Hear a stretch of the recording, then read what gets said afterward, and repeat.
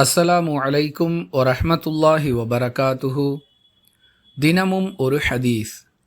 எங்களில் ஒருவர் ரசூலுல்லாஹி ஸல்லல்லாஹு அலைஹி வஸல்லம் அவர்களுடன் மக்ரிப் தொழுதுவிட்டு திரும்பி அம்பு எய்தால் அம்பு விழும் இடத்தை பார்க்க முடியும், அந்த அளவிற்கு வெளிச்சம் இருக்கும் என்று ராஃபி' இப்னு ஹதீஜ் ரதியல்லாஹு அன்ஹு அவர்கள் அறிவிக்கிறார்கள்.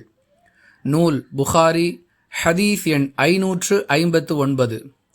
அன்பிற்குரிய அல்லாஹுவின் நல்லடியார்களே, தொழுகை நேரம் வந்தவுடன் தொழுது கொள்வது ரசூலுல்லாஹி ஸல்லல்லாஹு அலைஹி வஸல்லம் அவர்கள் காட்டி தந்த வழிமுறை. அதன் அடிப்படையில் மக்ரிபு தொழுகையையும் நேரம் வந்தவுடனேயே அல்லாஹுவின் தூதர் அவர்கள் தொழ வைத்திருக்கிறார்கள்.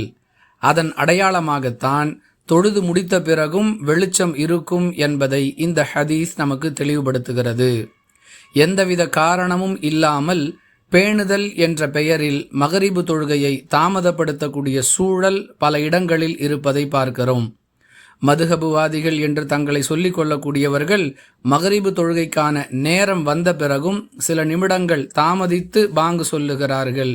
இது நபி வழிக்கு எதிரான செயல்.